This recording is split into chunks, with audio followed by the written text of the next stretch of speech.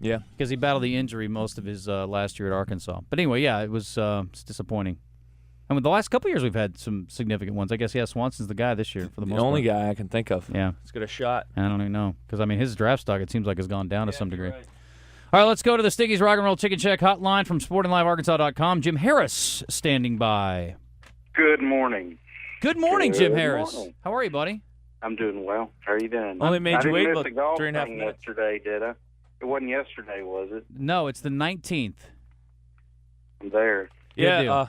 Sorry you missed it, Jim. It was yesterday. Yeah, it was yesterday. Sorry you missed it. Don't come. No, you're good. Buzz Golf Tournament is going to be May 19th as we rescheduled that, so that'll work out great. Jim, that will work out great. Are we missing anybody as far as draft potential Arkansans, even outside of Arkansas? I mean, the University of. Is there, are the guys up at the linemen, D linemen from ASU who had great careers, are those guys in line to be drafted? I don't know.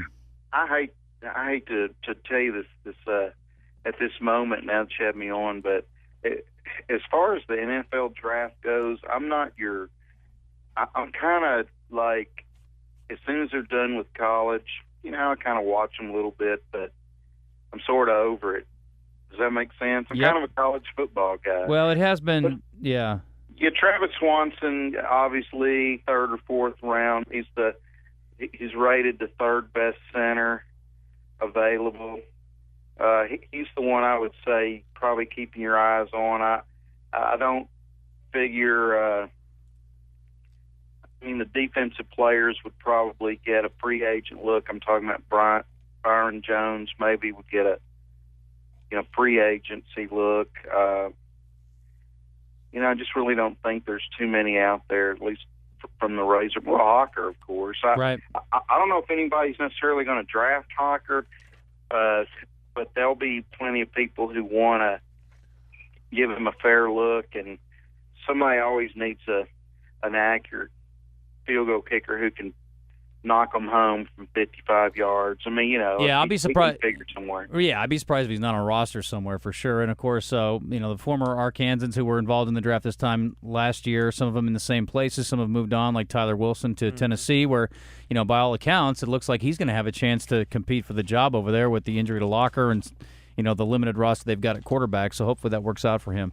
Let's shift gears then, Jim. Let's talk about Arkansas football, and I guess we have talked to you once since the spring game. What we have not talked about is something I actually saw on your Twitter initially before I went on a rant about it last week. And I don't want to spend a lot of time about, you know what, somebody just pointed out Chris Smith. That's a good point. Chris Smith should be drafted, defensive end. Yeah.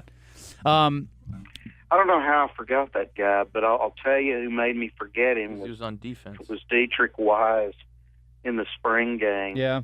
I'll tell you, that guy could make you forget. Nothing against Chris. He's a good guy. He's only 6'1". Chris Smith was only 6'1". That's probably the drawback at end for him. But he'll go probably in the later rounds. I'm sorry I forgot him, but I really have high expectations for Dietrich Wise to explode and become a heck of a ball player at end for Arkansas. I think his presence opposite Trey Flowers next season gives Arkansas, with Darius Philon, gives Arkansas a pretty good start in the line. And I liked Hodge as well, DeMarcus Hodge, in the spring game. But anyway, I've jumped the gun on you there about spring practice. But no, that's good. It's kind of segued in there. What about Philon? Obviously, he had a breakout year last year. What was his spring like from what you were able to glean?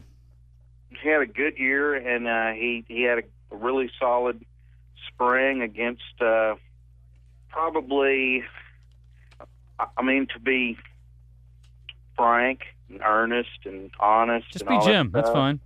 None of Arkansas's defense, first team defense, went up against a lot of, number one talent. The ones met the ones a few times, and I think they won I think Philon won his battles. But, when you're looking at the second team offensive line, he dominated, and he should have. And actually, Arkansas's defense, if you go back to that spring game, and something that everybody ought to be encouraged about is that the first team defense did what a first team Arkansas defense does against the world, or however they describe the second team and third team and all the other players, is that they dominated. They were put in a bind on the very first series after a turnover, and they held the White to field goal, and then they only gave up one other score, and that's a concerning one, because the safety on the play, Gaines, took a horrible angle on the play, and it was the last play of the half, and it was a little out route or the receiver had got a little step on the cornerback, and the safety just needs to get the guy down, and instead took a really terrible angle that they're going to probably spend all summer making sure that doesn't happen again. And that was the only other score that the first team gave up, and that was pretty impressive. All those other points were scored. I think they ended up with like 22, but those were on that field goal exhibition thing they did between quarters. So the first team defense really only gave up, a field goal in that last touchdown before the half. And that's what you want let's face it, if they had given up 24, 28 points to a second team offense at Arkansas, you'd have to be really worried. Right. I came away encouraged with the way they played, with a lot of aggressiveness. They're not going to be super talented. They didn't wave a wand up there and all of a sudden become, a talented defense like a Florida, Georgia, Alabama, any of those guys. But they're going to play and give themselves a chance and put players in position to make plays and to cause problems for the opposing offense, instead of standing there and sort of being a scout team defense for two plays and then sort of blitzing predictably on 3rd and long, which they did last year. Yeah, and again, I think we go back to, this has been sort of a common theme in talking to people who've been around it a little bit this spring, is that don't make too much of the spring game. That's not indicative necessarily of what all went on, and certainly it's a little bit of a unique approach, as you were kind of alluding to anyway. So it's not, not the whole picture of what happened in the spring, although it was, there were some disappointing things about it. But anyway, I do want to move on to... Yeah, don't get disappointed that Brandon Allen, struggled early in that ball game. Try to look at some of the positives that once they put him in a flow, got him into the rhythm.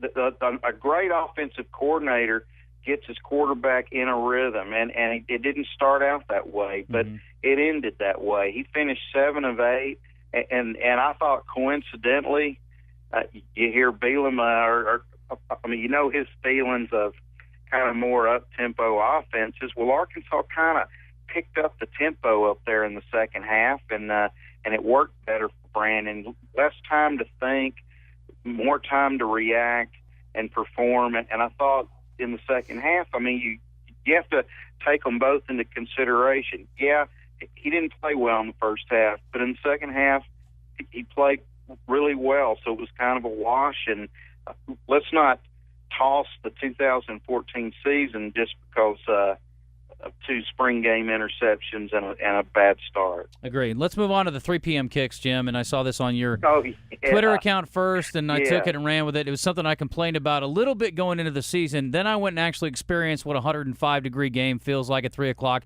with a son who, was unable to sit through it. I don't blame Jeff Long, and I don't know why anybody would. If you think he's responsible for this, I don't think you probably understand the SEC network arrangement, but it is devastating, I think. It's not devastating. That's an overstatement. It's disappointing, I guess, is a better way to say it, that the SEC folks don't understand the situation with the weather in the South. And, the reason it's unique is that, and yes, people play 2:30, 3 o'clock games in late September, early October, and through the season. To do it at the beginning of the season, the very first game, I can't remember it. You know what's more, I remember more, is them moving a 6 o'clock kick to 8 o'clock because it was going to be too hot. That's how we used to be. Now it's whatever's going to pay the bills on TV is what wins. And a 3 o'clock kick is not only disappointing, it's not only inconsiderate, to me it's unacceptable. Well, there were probably other teams in the SEC that they could have picked for the 3 o'clock September 6th game that coincidentally follows Arkansas State and Tennessee that kicks off at 11. And they chose Arkansas. And it's non-conference game with football championship subdivision Nicholls State. So I mean, you can almost think in some ways it's a little slap. I mean, to Arkansas, that's the game they picked on September 6th. Because all through the SEC on September 6th, I would guess, unless there's a tremendous cloud cover over the entire South on that weekend, it's going to be, close to 100 degrees. Right. And it's going to be unbearable for the fans. But I heard you guys talking last week, and I think Pat put it. Actually, I heard Pat say that this is kind of telling for the future that the fans. I think we're past that point. I think the fans have already been kind of, put in a position marginalized. Yes, it isn't about the fans. Mm-hmm. And here's the deal: the SEC network's going to bring, quite a few dollars to Arkansas's athletic budget here in the future, and I don't think it's an assumption to think they'll eventually get all the cable and satellites hooked up, and everybody will be subscribing, and they'll get their millions. So Arkansas's willing to trade some of these inconveniences to the fans, and it's only it's only the ones that have to pay, that $50-something ticket outside. I think somebody else, and it may have been Pat again, that said, a bunch of those guys or a bunch of those fans are going to be in the air-conditioned comfort of the club seats with their wine and beer, or they're in their sky boxes. And well, bottom line is, and I want to reiterate this. Yeah. Two things. First of all, it's not good. I don't want to discourage people from going to the games. I want you to go to the games. And if I was available to go, if I didn't have another commitment with my other job, I would go too. Secondly, it's not about me. I can deal with it. I could have stayed the whole game, but I got to, I'm not, my 7-year-old kid's dying out there. My wife was unbelievably uncomfortable. I can live with it. I feel bad for the little people that want to go to the game, and it's tough on a kid or it's tough on a senior. I mean, if you're 80 years old and you go to all these Razorback games, that's pretty brutal for you. I mean, I got to think. Sure it is. I mean, there'll be people fall out. Yeah, there's no question. Jim, was there any, I'm curious, since, you've been around since, I guess, prior to the television. Since they named the Razorbacks the Razorbacks. Yeah. What was there any conversation about this? Let's just, back when you can recall as a youngster, and is this just seem to be popping up now because the alternative is you get a leather couch with AC and you can flip between games during the commercials? Well, when I was a youngster, they had the games already decided that what would be on TV before the season even started. So you didn't have people moving kickoff times around 6 days before kickoff. Okay. I know, isn't that a shock? Yeah, isn't that funny how they used to do it? But that worked two ways. I mean, you might end up with an Illinois, Michigan State game where both teams were 4-7. I don't know. Right. No, I know what you're saying, though. Yeah. You know what I mean? No, the flexible schedule theoretically is good. But would there be 2 p.m. kickoffs, 3 p.m. kickoffs that you can remember on, an August first game of the year, or was always 6 p.m. or earlier? Well, the season didn't start on August 30th either. I mean, up until the 12th game, or the 11th game, believe it or not, was added in 1970, and Arkansas ended up with Stanford in a 5 p.m. kickoff here in Little Rock, and that was on about, I'm going to take a guess and say that was like September 9th. It could have been September 11th, but that was like the earliest kickoff for a long time. Then they added the 12th game. Then they went back here to, kicking off on Labor Day and August 31st here in about the last 17, 18 years. They always played games in Fayetteville, but the first one in Fayetteville was usually Tulsa, and it was like late in September, and it would kick off at 2 o'clock. They didn't have lights. They didn't have their first night game televised in Fayetteville till 1989. Interesting. I mean, they played afternoon games, but afternoon games on September the 21st or the 25th. Sure, it's different than August the 28th or September, or even Labor Day. It was pretty warm. I'll bet we sat there. I remember as a student sitting there in the student section, sun facing us, playing Tulsa, and it was hot in late September, but it wasn't August hot. Stanford was September 12th, going back looking at that game you were talking about, too. So, well, yeah. And you were pretty well into what this year was month. that? 70? 70. So, Jim, you've been around that long? Jim? What? Yeah, Dang, a few years Jim. more than that. My first game was Wichita State, 1966. There you go. First game I ever saw as a kid. And here's the thing you're talking about. You take your kids. My kid doesn't even want to go and sweat and be pushed around and have to go through 20 people to get to the seats. Bro, And I'm telling you. Fayetteville are poorly designed anyway. I mean, you got like 4 entrances or so, and you have to go through about 20 people if you sit in the middle of that section. You know, it's really become a tremendous inconvenience, and I've seen, columns by Wally Hall and others about how, I mean, the ticket prices are almost more than to go out and buy a 60-inch TV, HD TV, and sit there and watch them all on TV. And no, and we've talked about a factor. Yeah, I mean, they've been talking about how we're going to enhance the fan experience to encourage people to go to games. Well, how about not screwing them with the kickoff times? The other thing is, I'm waiting for the next step, and you know what that's going to be? What at? Jeff Long coming out and going, look, we are launching a brand new capital campaign. We're going to dome the stadium. And you know what? I might throw a few bucks at that because these 3 o'clock kicks, if they're not going to go away, I need another alternative because I want to go see the game. So if it's going to be unbearably ridiculous, that'd be cool. Let's throw a roof on it. A retractable even? Retractable roof, obviously, because we want to be out and have the natural state and the natural surroundings if the weather's conducive. But look, if it's 108 or if it's 39 and sleeting, I'm fine with a roof. I'll buy it. Okay. All right, let's move on. Jim, speaking of grass, and let's talk about Sawgrass, which I think they should officially name it the 5th major. They're not going to do it, but the Players' Championship is this weekend. And, of course, that always leads us back to, what do you think about Tiger? He came out this week and said, I really don't know when I'm going to be back. It's bad for the game, certainly. Love to see him back. But more importantly, I'd love to see Sawgrass officially designated as another major. It's so much fun. Well, it's interesting that the ratings are down, and those ratings are the fringe people who will tune in just because Tiger's playing. I mean, the real golf fans are the ones pretty much tuning in now to see J.B. Holmes win, which I think is probably the 5th major. I think Quail Hollow in Charlotte's a much better overall course than Sawgrass is. I know Sawgrass has everybody's, dream hole, or everybody wants to play the 17th, or, whatever. But I think that at some point that will be seen as a pretty difficult test. It's just hard to get everybody in that field. They had a great field. They just didn't have everybody, but they had, a lot of the top players in the world were there last weekend. The Players has, I guess they brag about having the best field or the best in the top 100. Isn't that right? They usually have probably 98 of the top 100 will be playing. Yeah.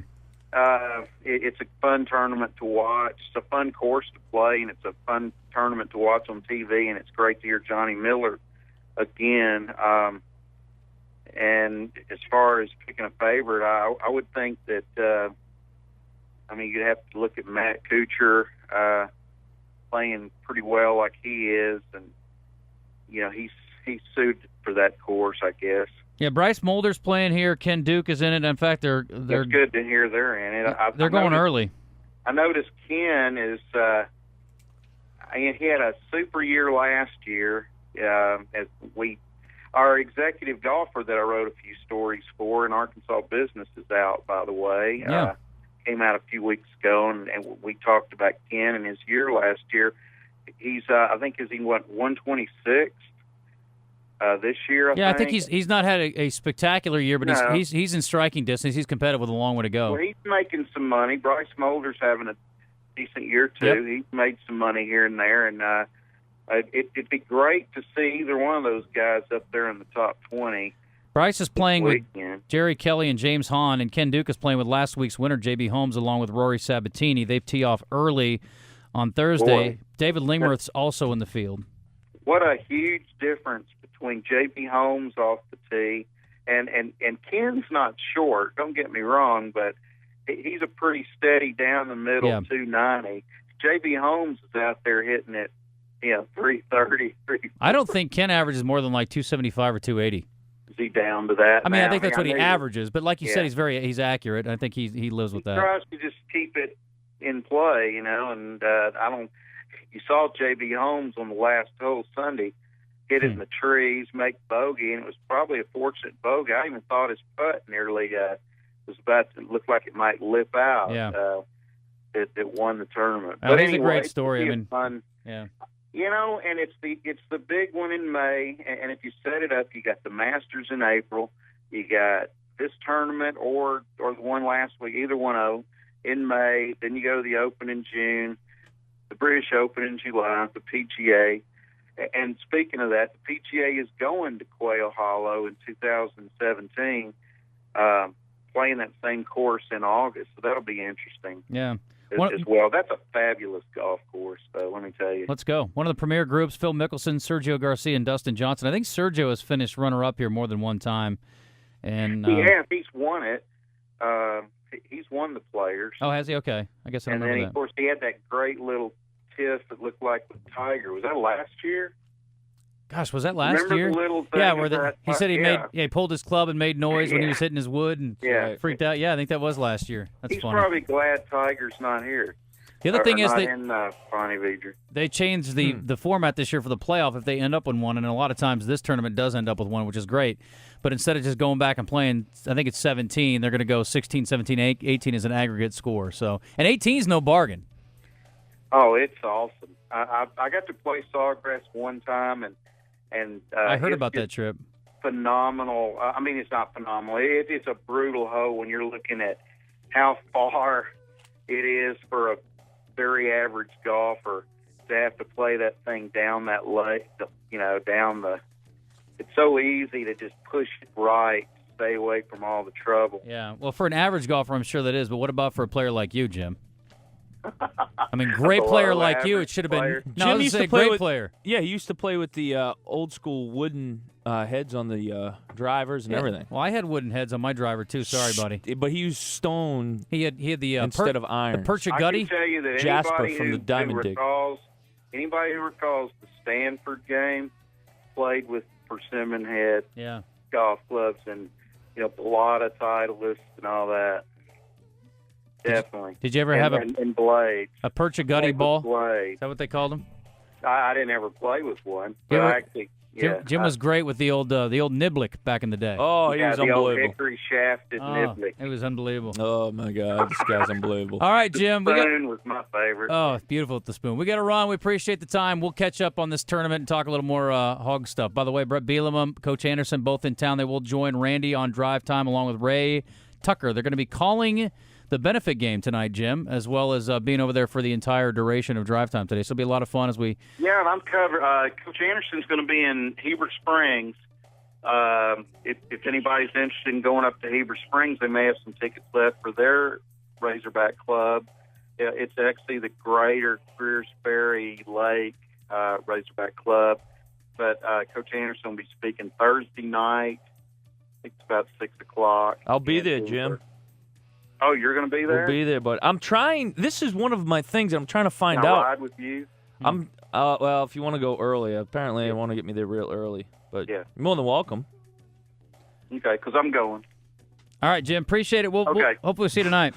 See. Thanks. Sorry, I know we're out of time. I love when you twirl your finger like that. Well, I know we're Makes way me out of so time. happy. Well, I'm not trying to cut Jim off, but we got to go. 11:31.